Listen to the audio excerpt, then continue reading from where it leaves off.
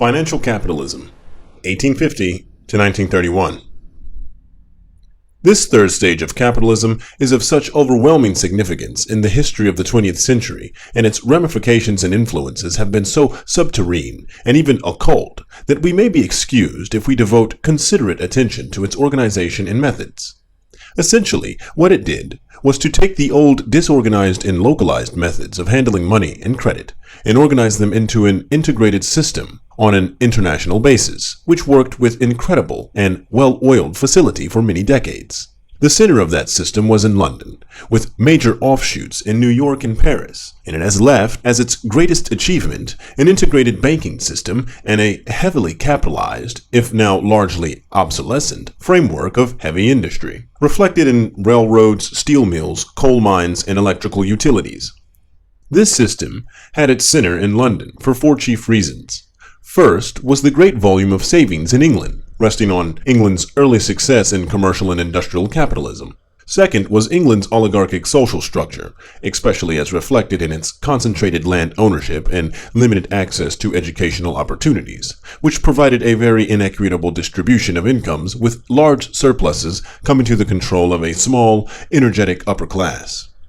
Third was the fact that this upper class was aristocratic but not noble, and thus, based on traditions rather than birth, was quite willing to recruit both money and ability from lower levels of society, and even from outside the country, welcoming American heiresses and Central European Jews to its ranks, almost as willingly as it welcomed moneyed, able, and conformist recruits from the lower classes of Englishmen, whose disabilities from educational deprivation, provincialism, and nonconformists, that is, non-Anglican, religious background, generally excluded them from the privileged aristocracy.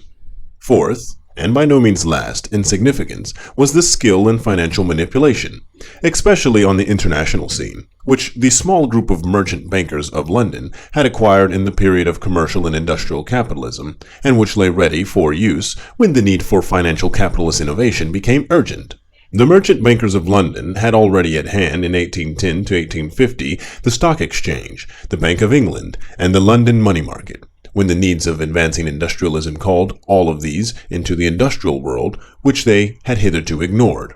In time, they brought into their financial network the provincial banking centers, organized as commercial banks and savings banks, as well as insurance companies, to form all of these into a single financial system on an international scale, which manipulated the quantity and flow of money, so that they were able to influence, if not control, governments on one side and industries on the other. The men who did this, looking backward toward the period of dynastic monarchy, in which they had their own roots, aspired to establish dynasties of international bankers, and were at least as successful at this as were many of the dynastic political rulers.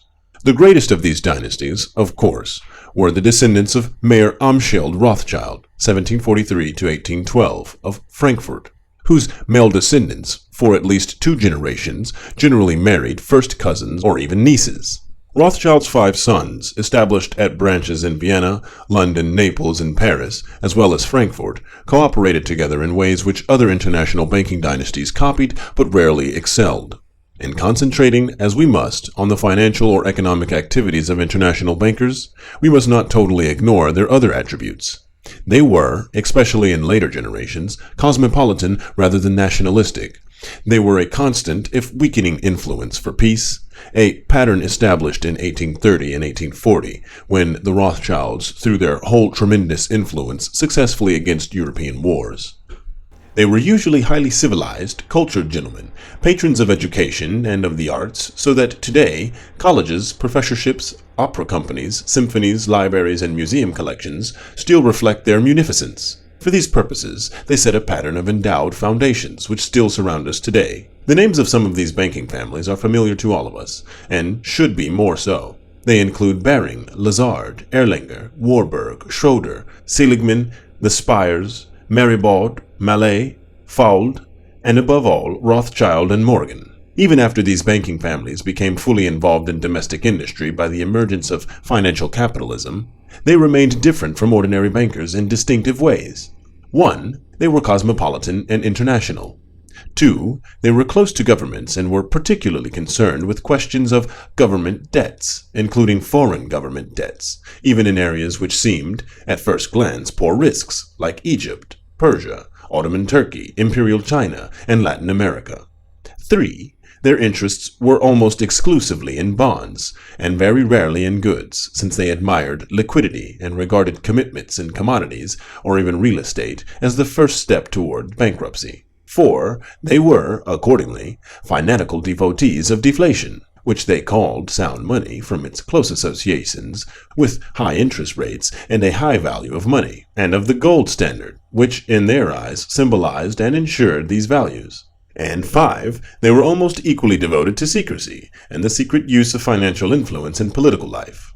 These bankers came to be called international bankers, and, more particularly, were known as merchant bankers in England, private bankers in France, and investment bankers in the United States. In all countries, they carried on various kinds of banking and exchange activities, but everywhere they were sharply distinguishable from other, more obvious kinds of banks, such as savings banks or commercial banks. One of their less obvious characteristics was that they remained as private unincorporated firms, usually partnerships until relatively recently, offering no shares, no reports, and usually no advertising to the public.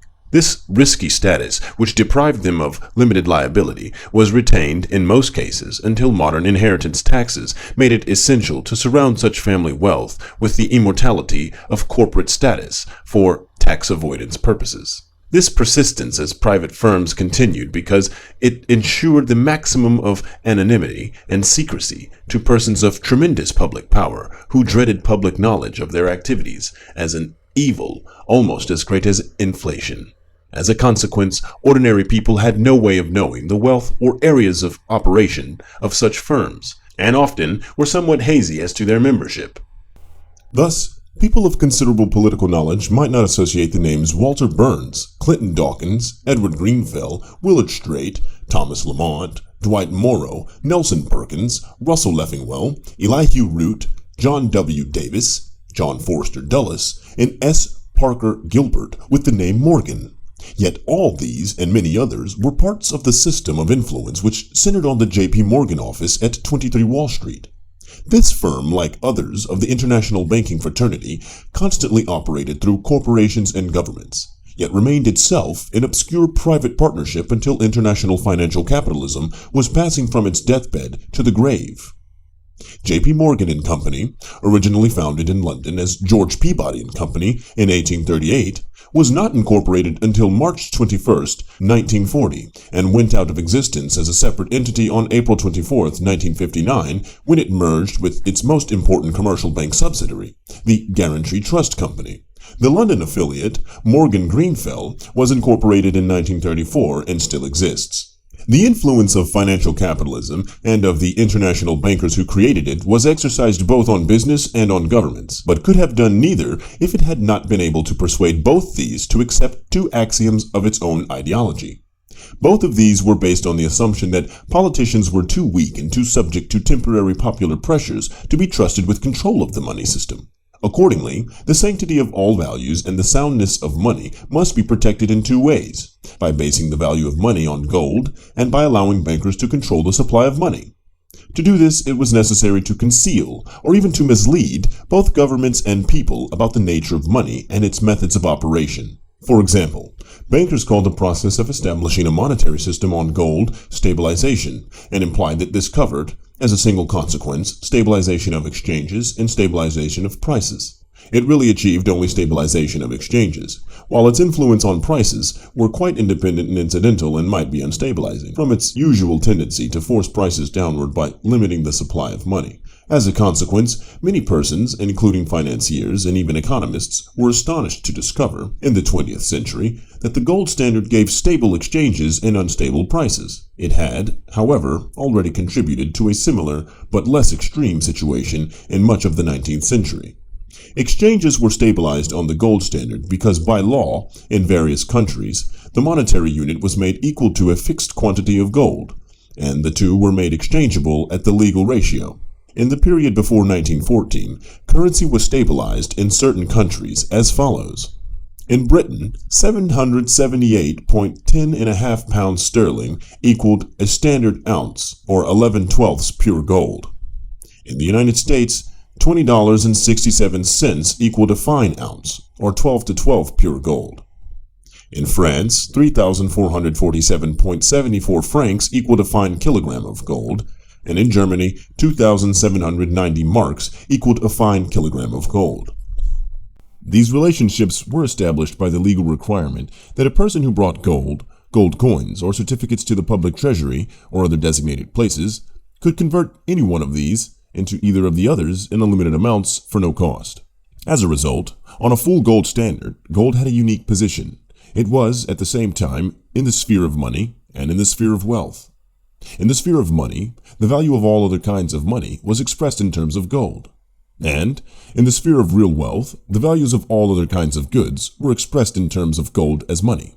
If we regard the relationships between money and goods as a seesaw, in which each of these was at opposite ends, so that the value of one rose just as much as the value of the other declined, we must see gold as the fulcrum of the seesaw, on which this relationship balances, but which does not itself go up or down.